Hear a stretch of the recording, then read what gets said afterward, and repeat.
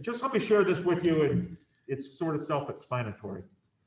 Carl Polnick read this is a transcription of his address to the incoming freshman class at BU a few years ago.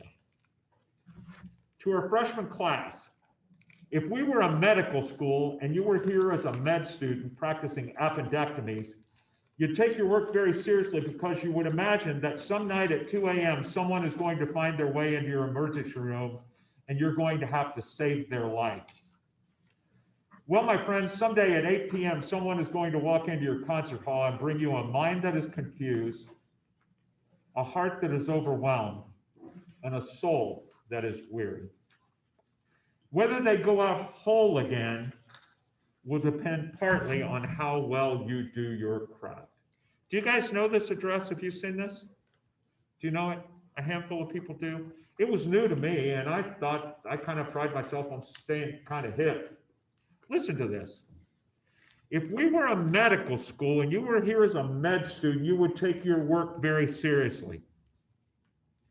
You could imagine some night at 2 a.m. working the late shift that you're going to have to save somebody's life.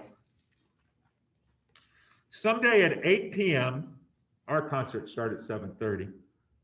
Someone is going to walk into your concert hall and bring you, listen, a mind that is confused, a heart that's overwhelmed, and a soul that is weary. Whether they go out whole again will depend partly on how well you do your craft. You're not here to become an entertainer and you don't have to sell yourself. The truth is you don't have anything to sell. Being a musician isn't about dispensing a product like selling used cars.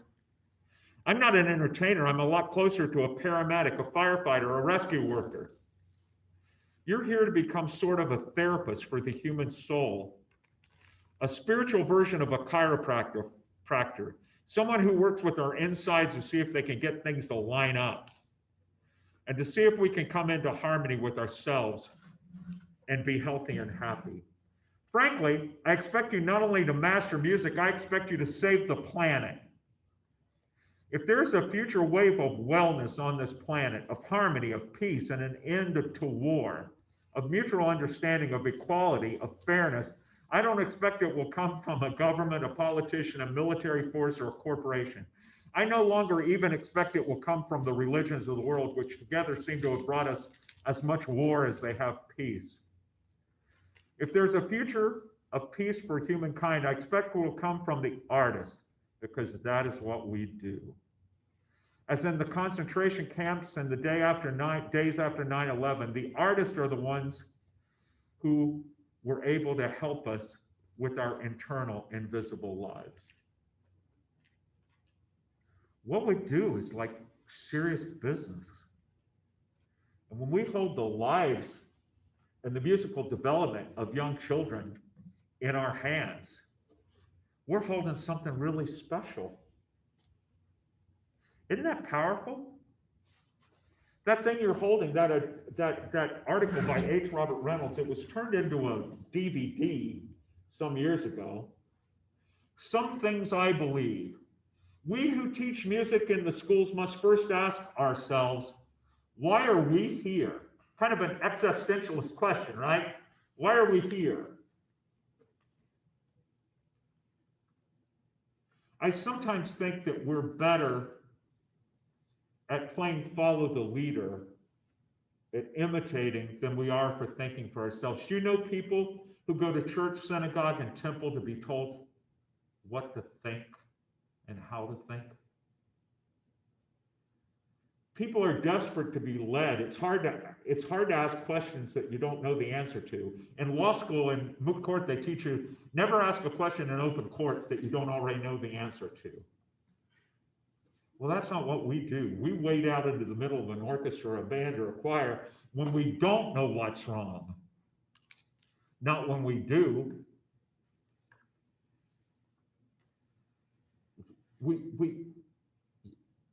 I live in Texas, where a huge portion of the people I'm about to mention are my friends. We don't always agree, but we're friends. Where they're still imitating what went on in the Richardson ISD in the 1970s. Teaching music the same way. Metronomes thumping through the speakers. What do we do today that's like 1970 or 73 or 74? We don't communicate the same way. We don't access information the same way. Our kids are smarter, better educated. Heck, I had to stop helping my kid with her homework when she was in 3rd grade. Teachers are better trained, more sophisticated. Why? I asked him, I did a lecture, one of our young educators seminars where people came from all over North Central Texas to attend this lecture. I said, why do we do that? And all the Richardson people were there and all my friends were there. And one of them said, because it works. I said, well, and I used the H word to make a point. I said, hell, mimeograph machines still work, but I don't see any blue and purple hands in the room. Carrier pigeons work, but that's not how armies. I was waiting for it. I was like, carrier pigeons. I mean, seriously. But armies don't communicate on the front lines by tying a message to a bird's leg and throwing it up in the air and hope somebody blows it out of the sky. But yet we choose repertoire because, oh, the new hottest, greatest piece is that. Well, everybody's got to play it, right? Well, maybe that's not what's best for you. Reynolds says in this article, he says, we sometimes run our programs like a family that loads up the station wagon, goes out to the interstate and sees most of the cars are headed north, and so they just head north. Rather than asking themselves, should we even be going on vacation? Should, you know what I mean? Maybe we should go south, east, or west, rather than do what everybody else is doing. Now, you have parameters I don't have. Every state has certain things. You pick one piece off this list, and one, you know what I'm saying. But I learned a lot. I was 13, 14 years in a row. I did at least 1 week a year at Interlochen, the National Music, the Academy. I do a week in the summer at the camp, and then I do a week in the winter at the Academy. And I remember one summer standing with my daughter. She was just a toddler, and we were holding hands. Might have been in the fall. Anyway, we were watching those giant steelhead salmon swim up, jump the locks in Leland. Basically, they were swimming up a water staircase. And these things would come out of the water like missiles. Boom! And they'd go up to the next level. I guess they regather themselves, and then they come out of the water again. They go up to the next level. They were swimming upstream. Sometimes we have to swim upstream. I didn't bring it, but there's a book that if you don't know it, you might want to write this down. Frank Batistas co-authored a book called The Best That We Can Be. It's the story of the Ithaca High School band in the 50s and 60s. If you don't know the name Frank Batistas, you want to know it. A legendary, changed the world kind of music educator. The same people were writing pieces for the Ithaca High School band that were writing pieces for the New York Philharmonic. The New York Times called Ithaca, New York, the new music capital of the world. You had Cornell with Corel Husa, who also taught over at Ithaca. You had Corel Husa, you had Warren Benson, you had all these people that were in Ithaca, New York at the same time. And Frank at Ithaca High School. The legendary Walter Beeler at Ithaca College. And this was unbelievable. They spent not as much time reading poetry, but they spent as much time studying art and reading poetry at Ithaca High School in those years as they did practicing music. And it was an extraordinary, the best that we can be. And people think, we'll hear Frank speak and they'll say, oh, he doesn't live in the real world. Yeah, he did. He had a marching band and it was a good one. It was in the physical education department because he didn't think it was a musical activity. He thought it was a physical activity, but he had a marching band. It was a good one. It was a comprehensive music program. But he didn't follow the leader. He didn't work on the same 3 pieces until dead people in area cemeteries knew the kids' parts by heart.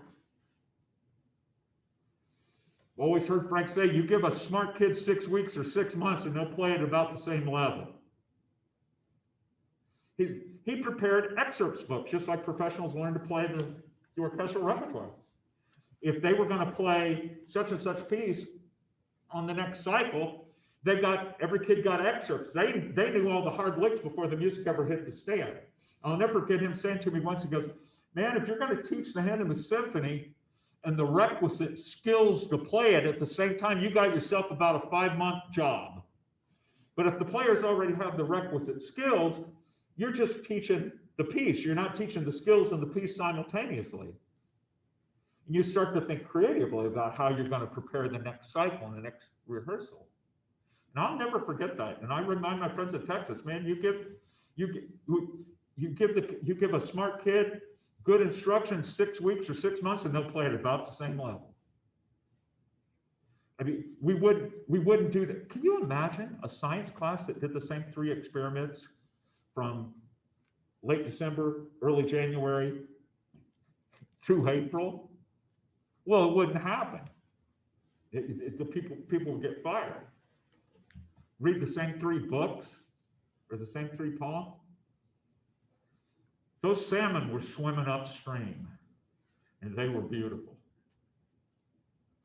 All I could think was a little bit of lemon, some dill. No, I'm teasing. We've got a big-time music therapy program, and every spring for finals week, they bring in a therapy pig. It's this pig that's supposed to help stress melt away. They asked me to stop coming because they said, Dr. Delaney, what can you tell me about this pig? I said, honestly, I'm having a hard time focusing. All I can think is pulled pork, spicy sauce, and coleslaw. And they just asked me to leave. Sometimes you have to swim upstream. Anyway, I want to share a couple more things with you. Except, sometimes you have to, Grandpa used to say, sometimes you have to cram 10 pounds of flour into a 5-pound sack. And I just want to give you a lot of stuff. You need to know that book. They actually made a documentary. Did Batistas' kids love music? Oh my God. He says we don't. It's funny, I'll correct my students. I'll say somebody will come in and say what they do or in a workshop like this. They'll say, well, I teach band at such and such. I always correct my students, like you say, you correct her, don't say I. I say, no, you teach music. Band, orchestra, choir is your vehicle. You're a fine arts educator. Your vehicle might be band, orchestra, choir, but you're a fine arts educator. I wonder sometimes, I worry, especially in Texas, they get so caught up in the activities that surround music. I asked him once, I said, if student activities faculty was meeting in one room and the fine arts faculty was meeting in the other, I wonder where you band cats would go. Would you turn left or right? You spend more time dealing with the activities that surround music than you do actually. I'm not sure you'd walk into the fine arts meeting. I think you might go over with those people because you're more engaged with the activities than you are the art. Don't lose focus. We who teach music in the schools must first ask ourselves, why are we here? That Reynolds article that's like reading the Bruno Walter book, and I'll give you an excerpt from that. It'll change your life. Hey, in fact, he cites the book in there. Okay. That Batista book's an assignment. Do you know the video, the documentary called Leonard Bernstein, the punctuation thing, not the body part. Leonard Bernstein, Teachers and Teaching. Do you know that video?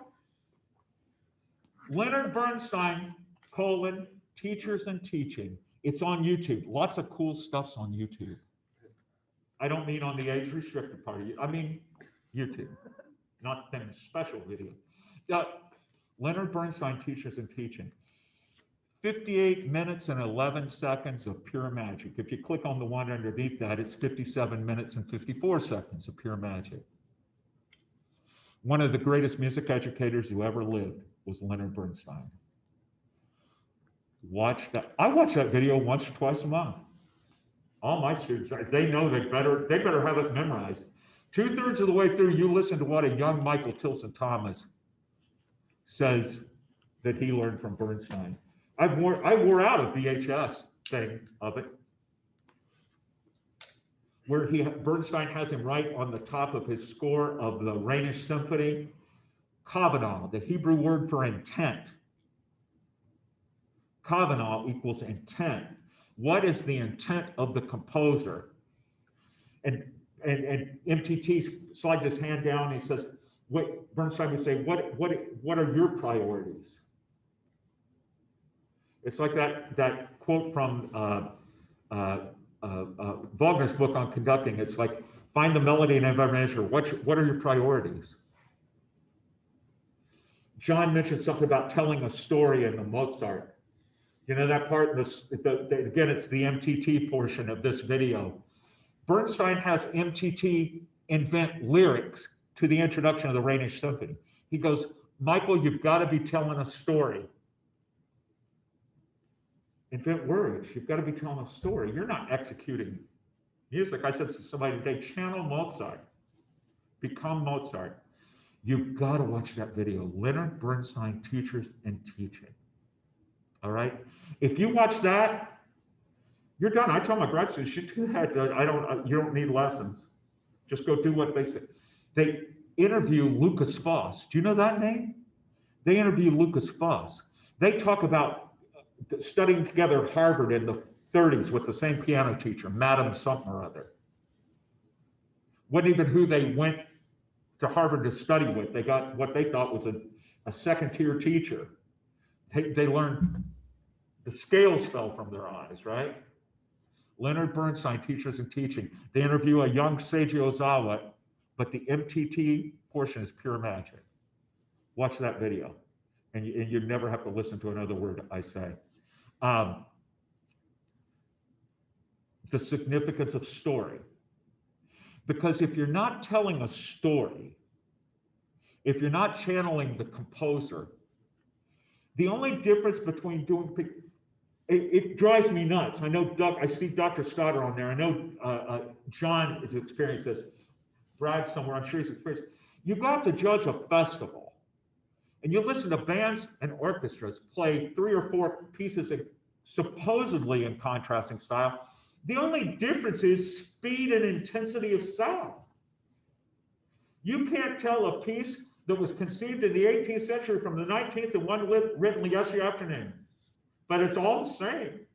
They haven't captured the style, the essence of the piece.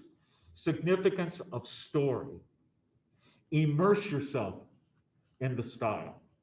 One of the greatest high school band directors I've ever been around in my life is Alfred Watkins in Atlanta. Do you know Alfred? Alfred went to the lily white suburbs of Atlanta as an African-American man, what would have been close to 50 years ago now, started teaching rich white kids when African-Americans didn't go do that in the South, in Atlanta. Built a powerhouse band. Powerhouse. I remember when his marching band, it grew as the suburbs grew and expanded. Alfred decided he was going to make his marching band extracurricular. He didn't think anybody should have to play in march if they didn't want to march. Everybody thought that was going to be the end of the marching band. He had to split it in 2 because kids came out of the woodwork that just wanted to be in the marching band. Made perfect sense to me. If some kid wants to play football, they don't make them play on the baseball team in order to play football. Why should somebody have to march if they want to play in your high school concert band or wind ensemble? Never made sense to me. You know, we don't make somebody play basketball to play on the tennis team. They're different subjects. Well, Alfred adopted me when I went to Emory.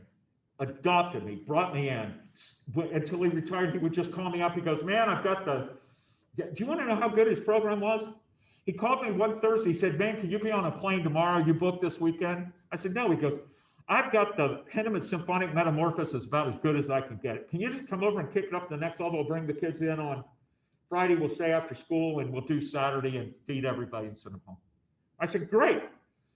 Got on an airplane. I went over. So I'm sitting in Alfred's office, waiting for my rehearsal to start. And I hear music for Prague out in the band hall. I said, Alfred, I thought I was doing Symphonic Metamorphosis. He goes, oh, that's Susie's band. The second band was playing music for Prague. That's God's truth. I'm not lying. Do you know the one thing in all the years I've known Alfred, riding in his car, going to his house and sitting in his office, walking into his band hall, there was always music playing, always. But it was never the music that the kids were playing. Alfred loves opera and he loves string quartets. Usually a kid would walk in the band hall and there'd be a Beethoven string quartet playing.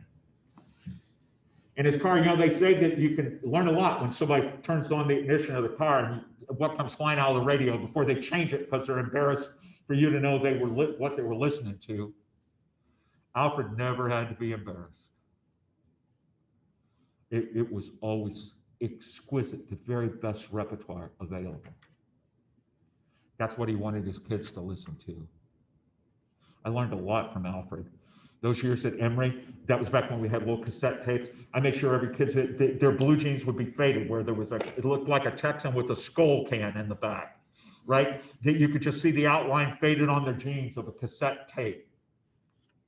But it was never the music we were working on. I took that page from Alfred. There's that. I learned this from Batistas.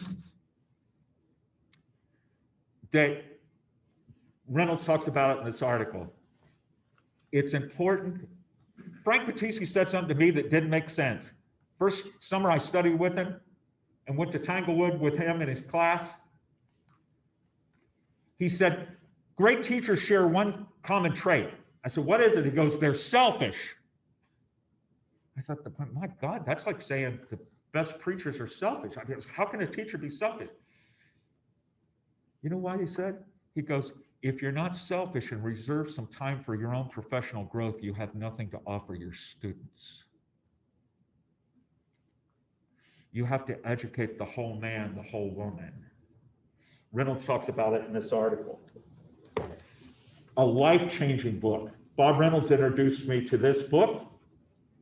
He said it changed his life. He says that about the second or third paragraph of that article I gave you. It's Bruno Walters of Music and Music Making. Bruno Walter of Music and Music Making. It's of course out of print. Go on and use it, buy a used one and you'll never know where it comes from. Mine came from the Borough of Brenttown Public Library, Fort Lane, Wembley, Middlesex, England. And here's the card where the library card used to go. You sure that's not from the Essendon Library? Pardon me? Oh, stuff disappears all the time. All right. But I figure it's getting used. All right. Listen to what Bruno Walters says about educating the whole person. When Frank says the great teachers are selfish, listen to this. Manifold, and this is back in a time when professional orchestras and conductors were mainly all male. Gratefully, that's changed. But anyway, so when you hear these personal pronouns, I have a colleague now that, I digress. All right, here we go. Manifold and decisive are the contributions made by the human personality of the conductor to the artistic significance of his efforts. Without the molding of personality by the self-education of character, without the cultivation of one's general spiritual trends, without lively devotions to the interests of the mind, no course of musical studies, however zealously it may be pursued, can suffice and lead to the desired goal. To put it in a nutshell, one who is no more than a musician is half a musician. The idea of growing, in italics, the striving for development must embrace the whole inner man, and not only his musical gifts. The crown of his tree of life, his musicianship, will spread and grow only in proportion as he sinks his roots firmly and broadly into the universal soil of humanity. That means Frank was the first one to tell me. The late Warren Benson said, you need to read more poetry. If you're going to describe beautiful things, meaning music, you better have an artistic vocabulary.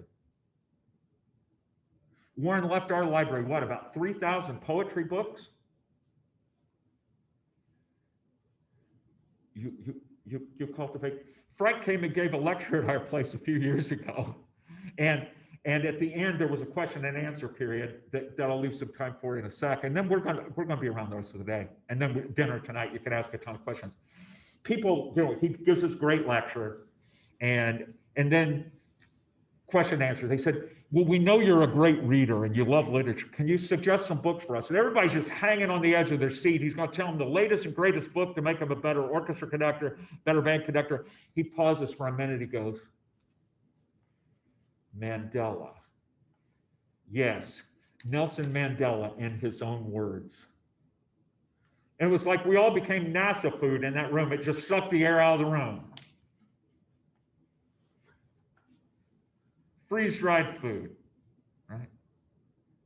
Well, you have to educate the whole man, the whole woman. Otherwise, we have nothing to offer those who are blessed to study with us and we're blessed to teach. I'll tell you one, after watching the expletive that's gone down in the last few years, and especially the last few weeks, you want to read a book that'll change your life? You can get it paperback. RFK, His Words for Our Time. Bobby Kennedy, His Words for Our Time. Did you guys see the movie yesterday? That really cool movie about the Indian rock star, his career was going nowhere, and then some mysterious something happens, and when everybody comes back to life, he was the only person in the world that had ever heard of Lennon and McCartney and the Beatles. He's been singing their songs up and he's hailed as a genius. Eventually, just kind of by accident, he ends up kind of getting credit for it. Nobody had heard Imagine or Yesterday. If somebody from either side of the aisle made those speeches today and nobody had ever heard of Bobby Kennedy, they could be elected to anything for either party.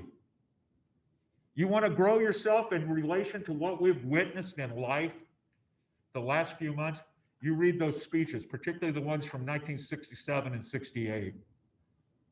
There you go. There's a growing thing. Now, next thing, 10 pounds of flour to 5 pound sack, right? I told you I was going to say something to you about tempo. I heard John, I love the way he taught it earlier to somebody. He was talking about tempo. So Mozart, he was asking, does it feel fast? Does it feel rushed? I forget how you said it.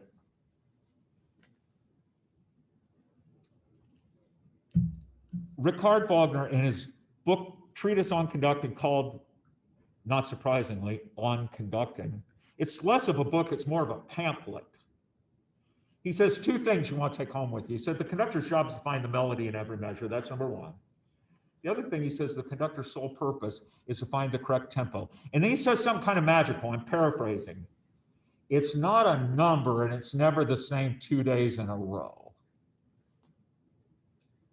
When I was at Emory, just a kid, Vince Persichetti came and spent a week with us, conducting his own music. We became friends a little bit afterwards, but boy, when he came that time, he was Dr. Persichetti to me. We were doing a whole program of his music. First, he's a great conductor, brilliant pianist, brilliant man, undervalued composer, but great composer. First rehearsal, he gets on the podium, changes every tempo, changes everything. Well, I was mortified. I was just humiliated. We got to dinner. I said, Dr. Persichetti, I'm so sorry about today's rehearsal. He goes, why? You and the kids were doing everything that was on the page. I said, yeah, but you had to change everything. He laughed. He takes a drink of whatever it was he was drinking, some gentleman's drink. He takes a swig of it. He goes, I wrote that music over 30 years ago. I've thought a lot about it since then. Carl Husa at his dining room table was teaching me, learning me, as Bernstein says. He was learning me music for Prague at his dining room table in Ithaca. I said, This was before we became friends. I said, Dr. Husa, I said, why do you travel with your own parts to Music for Prague, all the changes? He goes, well, they can't engrave a new set of parts every time I change my mind. I've thought a lot about that Persichetti week. I thought, my God, Vince Persichetti could take a band or orchestra or choir to contest in Texas, conduct 3 of his pieces and get a 3. 1, nobody would know who the old bald dude is on the podium with thick glasses. And 2, they wouldn't care. He didn't do what was on the page. The correct tempo is neither a number, and it's not the same, not a number same 2 days in a row. You want a great study of tempo? YouTube. It's time to YouTube again. You're going to do some Googling. Google Jimmy Webb, the great 20th and now 21st century songwriter. He wrote Didn't We? He wrote MacArthur Park. He wrote songs for everybody. Top 10 hits, Jimmy Webb. He did a songwriting workshop at our school and nobody showed up because nobody knew who he was. Nobody knew who he was. Jimmy Webb wrote a string of hits for Glen Campbell. And if only you know about Glen Campbell as Rhinestone Cowboy. Glen Campbell was a virtuosic guitar player. He played guitar like Pete Townsend, Jimi Hendrix, and Frank Zappa. He was a virtuosic guitar player. Brilliant musician. He's like one of those Willie Nelson guys. Willie Nelson studied jazz and classical music informally, but my God, you listen to Willie Nelson talk about time. He goes, I play straight in time, but I sing across the bar, like Stravinsky. I said, did I just hear Willie Nelson say Stravinsky? Yeah. I sing across the bar. Glen Campbell's that kind of musician, so is Jimmy Webb. Google Jimmy Webb, Glen Campbell, Galveston on YouTube. I can quote it. I checked just to make sure a little while ago. There's a little dialogue, and then Jimmy Webb says this. I know we're going to have to go in a second. He goes, when Glen first recorded Galveston, he sort of did it as a medium march, a little faster than I intended to go. But as the years have gone by, the tempo settled back more to where I intended it to be.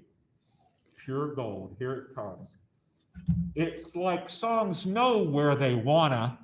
He stumbles and stutters. He goes, it's like songs know where they wanna be sung. And if you get them any faster or any slower, they creak, they protest, they groan until they settle back to the tempo that they're intended to go. Listen to this. One of the biggest judgment calls we have to make, particularly you that work with younger players. When an ensemble can't hold the tempo, is it because they just can't play it fast enough or slow enough? Warren Benson was working with the late, great James Arrowwood, and they were doing Leaves Are Falling. And Warren says to Jim, he says, Jim, if they can't play it that slow, don't go that slow. You could say the same thing about certain pieces. Is it not going the tempo that we can't hold the tempo is because we just can't play it? We can't play fast enough, we can't play slow enough? Or is it because, like water trying to find its way to the sea, the piece is trying to find, the song's trying to find where it wants to be sung? I had an experience a few years ago, a young man who's now associate principal trombone at the Nashville Symphony. He was a wonderful player, wonderful conductor. He came up after one rehearsal. I knew him from when he was in high school. Comes into my office, he goes, he swore, he goes, what are you doing, Jack? He said, you fought us for 45 minutes. We don't have bad rehearsals as a rule with the Methodist ensemble. But man, nothing was together. It was out of tune. It was just a disaster. He said, you fought us for 45 minutes. If you just give in to the tempo, I came back the next day. We didn't even have to rehearse the piece until the show again. I gave in to their tempo. Songs, it's like songs know where they wanna be sung. If you get them any faster or any slower, they'll protest, they'll creak, they'll groan until you find that sweet spot where it wants to be sung. And as Wagner famously said, it's not a number and it's not the same 2 days in a row. And he tells an illustration where he took what he called a Kapellmeister backstage and took him to the woodshed over a tempo. He goes, he demonstrated to me with the metronome. Metronome was invented when? During Beethoven's time, I think? It was earlier. Earlier? Beethoven put tempo marks on his pieces, so it had to be before Beethoven. Well, Wagner said he pulled out a metronome and he said it was the right tempo. Wagner said, yeah, it was the wrong tempo, but it was the right tempo. It's what I wrote on the page. All I could remember is I thought, my God, Vince Persichetti would get a 3 or 4 in Texas going to UIL, conducting his own music. And the judges wouldn't even care if it was Vince Persichetti conducting. He's not doing what's on the page. A singing tempo is usually your right tempo. If it feels right, you sing it. You close your eyes and you sing it. Now, there are some exceptions to that. Stravinsky, you got to play. He knew what he wanted. He puts it on page. To symphonies and wind instruments, you only need to know one tempo. You probably conduct the piece. I know you have. You only have to know 72, because everything else is in 4-3, 2-1 ratios. You nail that first tempo. I remember when I was a kid and I didn't have 72 absolutely just like iced, right? You get that tempo and I'm thinking, man, I got that one, I got the rest. It's like the Stravinsky octet that we'll do this afternoon. I mean, you know where 104 is because it sings. Ba, ba, dee, ba, ba. That's 104. You can bet your house on it. That last movement, you have to decide, does the finale start where it says it start, or does it start at 57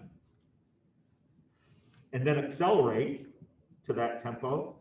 Or does it start where the clarinet player accelerates during that 3/4 bar that sets up the flutist in the 2/2? Or does it start where it says it starts? Stravinsky conflicted himself.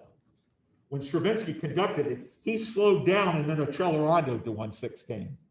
But that's not what the score says. But he'd make a 3 at contest too. Well, maybe not if the ensemble could sight read. Then they'd get sweepstakes. All right? We can talk later. We can talk about anything. You can ask any questions you want. But there you go. There's 10 pounds of flour shoved into a 5-pound sack and something to think about. But just remember, don't take anything anybody says at face value. Go home and think about it. Being a person of faith, I love this. I love the story of the times that the angel showed up and had something to say to Mary. I don't know about you, but if Gabriel shows up and talks to me face to face, I'm pretty much going to take him at his word. But that's not what history records. It said, Mary went home and pondered these things in her heart. She went home and thought about those things. She finds her son teaching the teachers in the synagogue when he's, 12 years old? Says, Mary went home and thought about these things. You need to go home and think about these things, not play follow the leader, do it because, hey, I heard Delaney say this really cool thing, or Zastoupil or something, right? No, you've got to process this. Is it right for you? Is it right for your kids? You want to go home and ponder these things. You'll agree with some of it. You'll disagree with some of it. That's okay. But it's like I said to one of his nuts the other day at lunch, one of them was saying he wasn't sure he believed in the Stravinsky octet. I told him, I said, you don't have to believe in gravity, but it'll work. But I want you to go home and ponder these things in your heart. All right? And then you can ask me any questions, and the ones I can't answer, I'll ask Zastoupil or Brad.